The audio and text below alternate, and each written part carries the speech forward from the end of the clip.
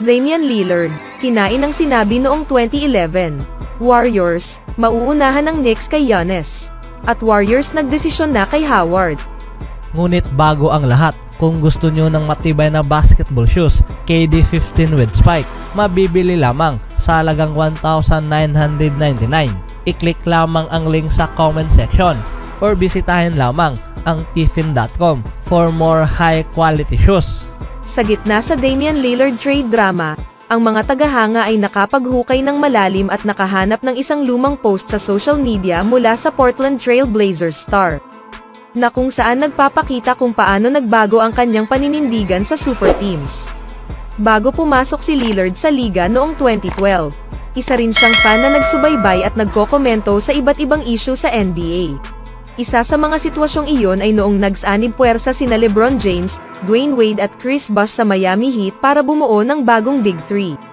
Si Lillard ay malinaw na hindi naging fan sa paglipat. Sa katunayan, kung babalikan noon, ito ang kanyang naipost sa social media matapos naging official ang paglipat. Ako ay isang tagahanga ng Heat. LOL.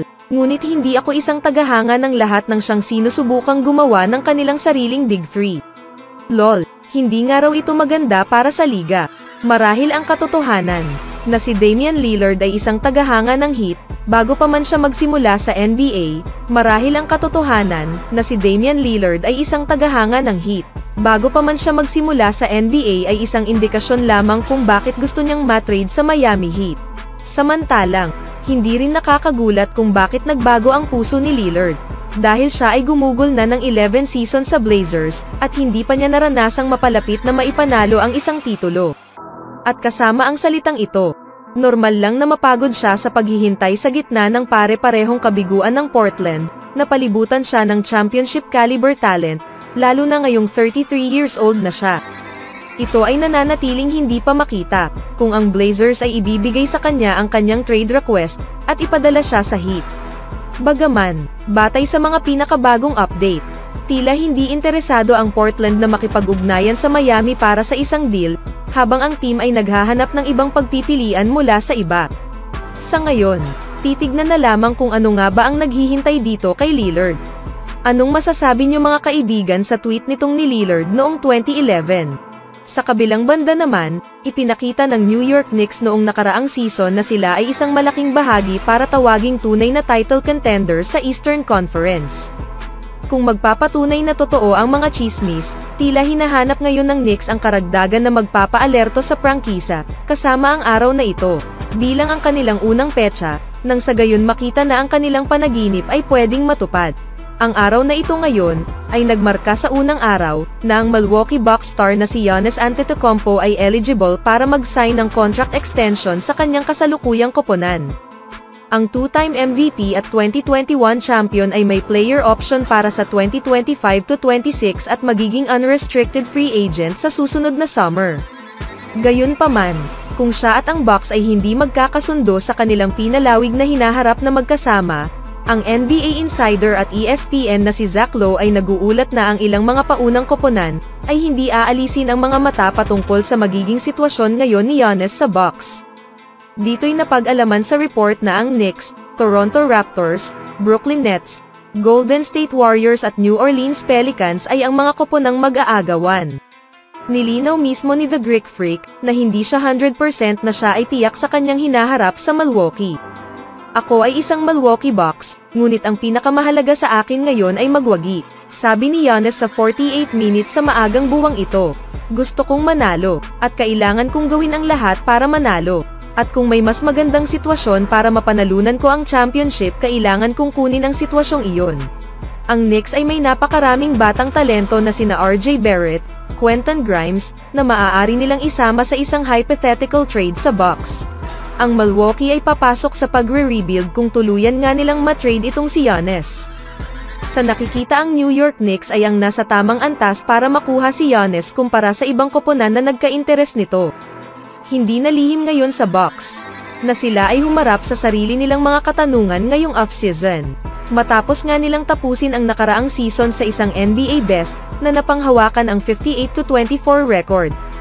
Sila ay pinatumba sa unang round sa 5 laro ng 8-seeded Miami Heat, isang koponan na nakapasok sa NBA Finals. Pagkatapos ay sinibak ng Bucks si Coach Mike Budenholzer noong Mayo. Wala pang 2 taon matapos niyang pamunuan ang koponan sa unang titulo, sa loob ng 50 taon sa panahong 2020-21 season. Ang maaaring pagkawala ni Antetokounmpo ay magiging maasim na cherry sa tuktok para sa Bucks. Hindi man alam kung kailan, paano, o kung magpapatuloy nga ba ang pagbagsak ng Milwaukee. Tiyak na susubaybayan ng Knicks ang mga pagkakataon upang mapakinabangan nila ito. Sa kabilang balita naman, inihayag ng Dinamo Sassari, isang Italian professional basketball club, na ang team ay pinapirma ang dating Golden State Warriors forward na si Alfonso McKinnie sa isang bagong kontrata. Ang anunsyo ay ibinahagi sa Twitter, at kasama na rin ang mga iilang detalye tungkol sa pagpirma. Huling naglaro si McKinnie sa NBA noong 2021-22 season bilang miyembro ng Chicago Bulls. Bago ang season na iyon, gumugol si McKinnie ng panahon sa Los Angeles Lakers, Toronto Raptors, Cleveland Cavaliers, at syempre sa Warriors. Si McKinnie ay nakapaglaro sa loob ng 72 games para sa Golden State noong 2018 at 2019 season, kabilang ang 22 postseason games. Sa isang paubos na roster ng Warriors sa 2019 NBA Finals, naglaro si McKinnie sa bawat isa sa 6 na larong iyon. Bagaman ang kanyang minuto noon ay hindi naging ganoon kaganda sa serye. Ang Warriors ay naging limitado sa mga pagpipilian sa huli, na siyang humantong sa kabigwang makuha ang three-peat championship. Ngayon sa isang bagong pagkakataon kasama ang Dinamo Sassari, hahanapin ni McKinnie ang kanyang career muli sa paglalaro, dahil ang kanyang oras sa NBA ay mukhang isang bagay na lamang na nakaraan. Kung hindi na makakabalik si McKinnie sa NBA, makakapagtala lamang siya ng 182 career regular season games at 24 career postseason games. Ang NBA ay isang mahirap na liga upang manatili, ngunit ang mga pagkakataon sa ibang bansa ay madalas na isang magandang pagpipilian para sa mga manlalaro tulad ni McKinnie na gustong ipagpatuloy ang kanilang professional career sa basketball. Para sa Dinamo Sassari, nakakakuha sila ng dating NBA player na may ilang solidong karanasan. Anong masasabi niyo mga kaibigan? Speaking of Golden State, sa kabila sa mga naunang haka-haka, ang Orlando Magic legend na si Dwight Howard ay hindi pipirma sa Golden State Warriors, ayon sa mga ulat sa araw na ito, mula sa NBA insider na si Shams Charania. Na ayon pa sa detalye, ang Warriors ay hindi inaasahang papirmahin si Dwight Howard sa isang kontrata or kahit na ibang veteranong sentro bago pa man nila sisimulan ang training camp. Si Howard ay may 2 araw na pagbisita sa Warriors nitong linggo, kasama ang mga pag-uusap at pag-eehersisyo. Ngunit ang Warriors ngayon ay gustong manatiling flexible sa kanilang roster, para makakuha ng tamang big man na silang gagamitin at makakasama sa training camp at regular season.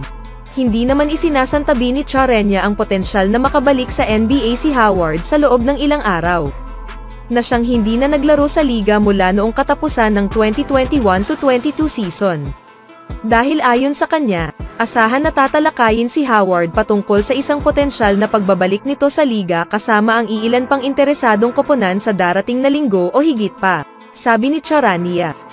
Si Howard, ang number 1 overall pick noong 2004, ay napunta sa 8 magkakasunod na All-Star Games sa Orlando, at nagawa ang isa sa mga kahanga-hangang statistical resume sa both ends sa floor. Sa kanyang 8 season sa Magic, nakakapag-average si Howard ng 18.4 points, 13 rebounds, 1.5 assists at 2.2 blocks sa loob ng 621 games.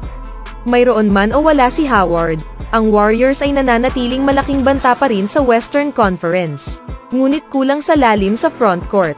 Ngunit sa halip, tila hahanapin ngayon ni Howard na isara ang kanyang Hall of Fame career sa ibang lugar ngayong paparating na season. Anong masasabi niyo mga kaibigan? Always do it on my own, so I gotta get through it. And the only thing I know is to love what I'm doing. Never give up, never slow, till I finally prove it. Never listen to the no's, I just wanna keep moving. Keep my head up when I act, head up that's a fact. Never looking back, I'ma keep myself on track.